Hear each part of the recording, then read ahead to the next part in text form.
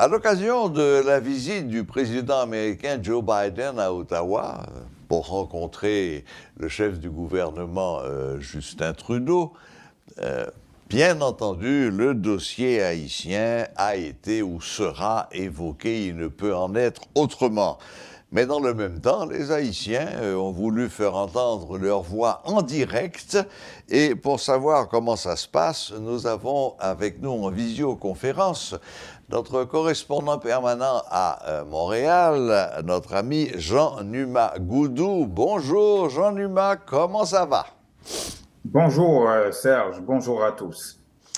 Alors, finalement, qu'est-ce qui se passe? Il y a des manifestations, il y a eu quelques manifestations devant le consulat américain de Montréal, si j'ai bien compris. Oui, oui, tout à fait. Depuis 3 heures et jusqu'à 6 heures d'ici 30 minutes, en fait, et les Haïtiens, quelques dizaines à tout le moins, sont massés devant le consulat, mais il y a quand même une dizaine de voitures de police pour assurer la sécurité du consulat général des États-Unis à Montréal. Les Haïtiens voulaient dénoncer l'ingérence américaine dans la politique intérieure d'Haïti et ont voulu lancer également un message à Justin Trudeau, le Premier ministre haïtien, pour lui demander d'accompagner en fait le peuple haïtien dans sa quête de sécurité, mais de mettre fin à l'ingérence internationale. Ils ont dénoncé le Core Group, qui représente selon eux une espèce de syndicat d'ambassadeurs qui décide de tout ce qui se fait en Haïti.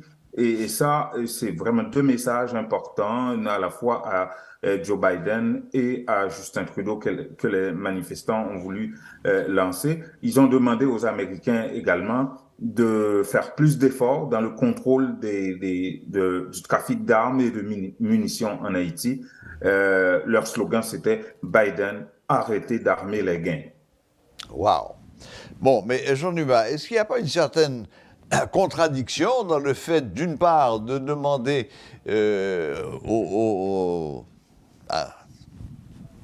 à l'international, disons, et aux Américains en particulier, de cesser de mettre leur nez dans les affaires intérieures d'Haïti, et dans le même temps, de demander de l'aide pour pouvoir faire face à l'insécurité. Est-ce qu'il n'y a pas une contradiction, là?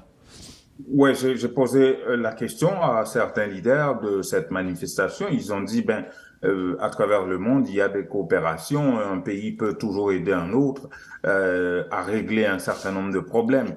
Mais l'ingérence dans la politique sur la détermination d'un peuple, ça, c'est différent selon eux et qu'il faudrait arrêter ça. Et certains parlent d'accompagnement, d'aide pour accompagner la police nationale à régler la question de sécurité. Il faut dire que, bon, Justin Trudeau, comme vous le savez, a décliné la demande américaine d'aller prendre la tête de cette mission. Oui. Jusqu'à présent.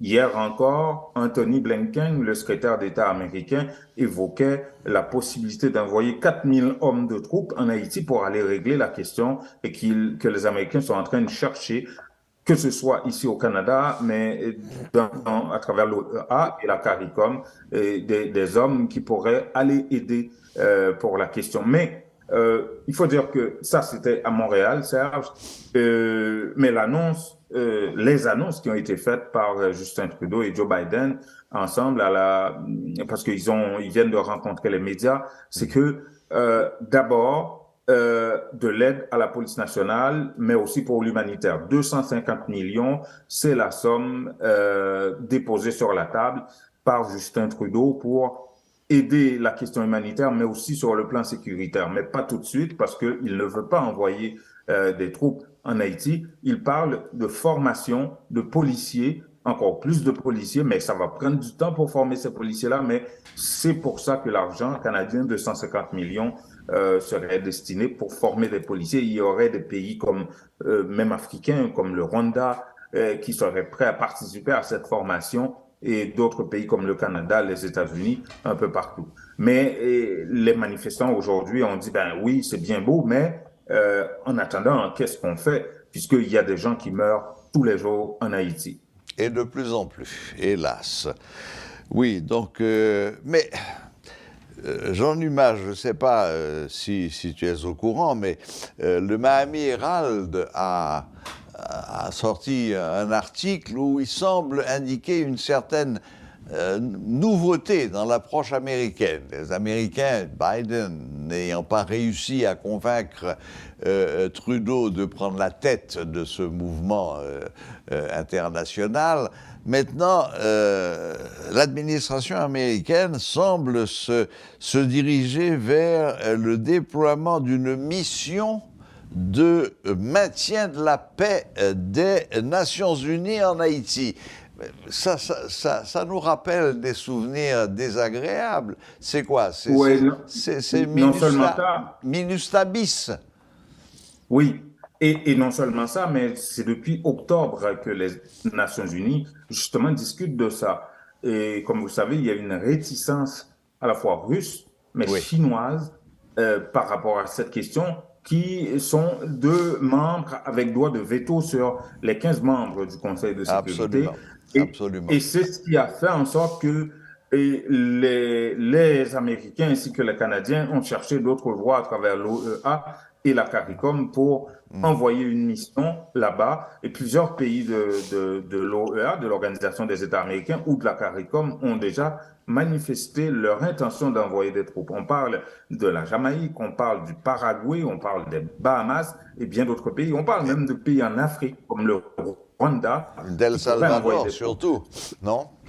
Oui, Salvador aussi. Ouais. Mais il y a un problème à implémenter ça. Il y a un groupe de travail qui a été formé au sein de l'OEA, voilà à peu près un mois, et qui travaille sur la question, mais on n'a toujours pas de résultats. Récemment, ils ont eu une rencontre avec la présidente du HCT au Conseil de transition en Haïti, Madame Myrlane Maniga, Oui. et d'autres, l'ambassadeur d'Haïti à l'OEA, Léon Charles, et ça a été une énième rencontre, mais il n'y a toujours pas de décision. Maintenant, revenir à l'ONU pour cette question. Comment est-ce qu'on va faire passer ça? Est-ce qu'il y a une entente avec la Russie sur la question et la Chine en particulier pour pouvoir faire passer ça au Conseil de sécurité? C'est Washington qui pourrait nous dire. Oui, oui, parce que de toute façon, quelle que soit la solution adoptée, il faut que le Conseil de sécurité donne son aval, accepte le principe, quoi qu'il advienne. Absolument. Et on sait Oui. que, comme tu le rappelais, la Russie, en un premier temps, avait mis son veto et la Chine s'était abstenue ou je ne sais plus quoi.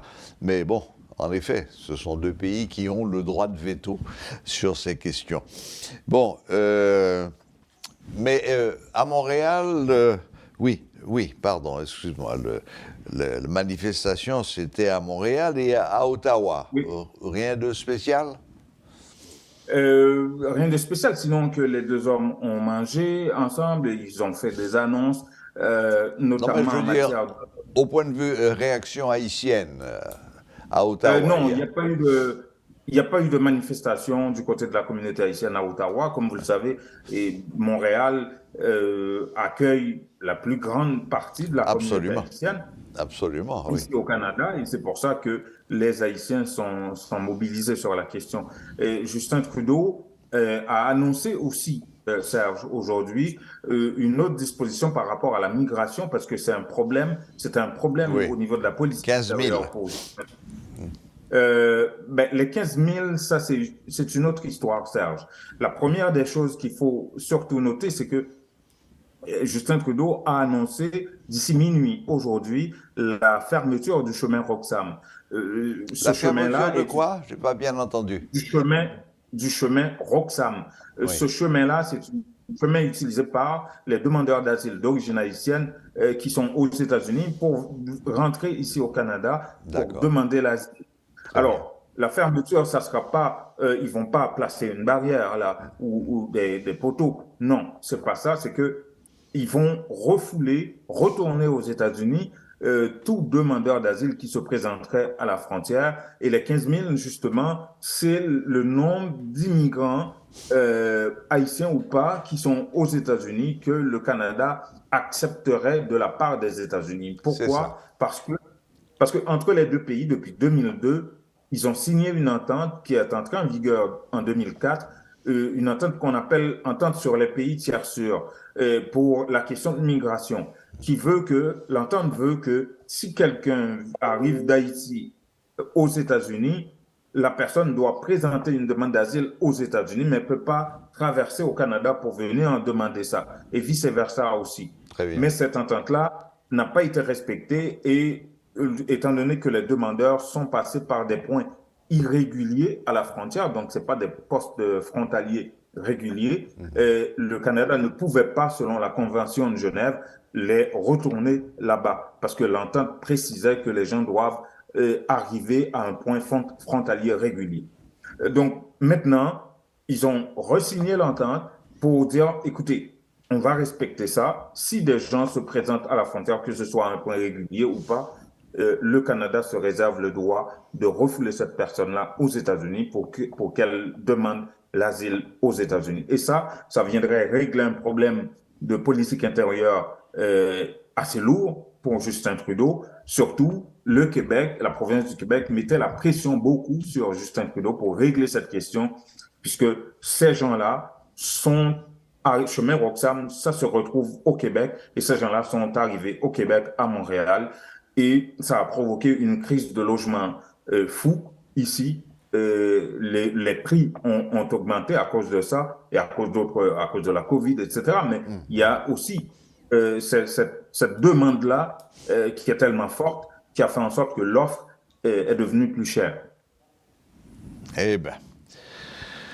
Bon, la visite du président Biden est prévue pour combien de jours? 3 jours, je crois? Non, ça finit là. Ça finit, c'est moins de 48 heures à peu près. Il est arrivé hier après-midi, il a coupé au Canada, et puis bon, aujourd'hui, après les annonces, il doit s'en aller à Washington. Ah, OK. Bon, eh bien, Jean Huma, merci infiniment. Merci d'avoir pris le temps de nous informer de ce qui se passait actuellement au Canada à l'occasion de la visite du président Biden. Les informations que vous nous avez données sont très importantes. Mais pour l'instant, malheureusement, le sort d'Haïti ne semble pas avoir beaucoup évolué. Non. Merci beaucoup, Serge. Merci Jean Huma et bonne continuation et à bientôt pour d'autres nouvelles. À bientôt. Voilà, c'était notre correspondant au Canada, M. Jean Huma Goudou, qui nous tenait informés de ce qui se passait actuellement avec la communauté haïtienne du Canada à l'occasion de la visite du président Biden au Canada. Abonnez-vous à notre chaîne YouTube Métropole Télé pour regarder toutes les rubriques de Métro News.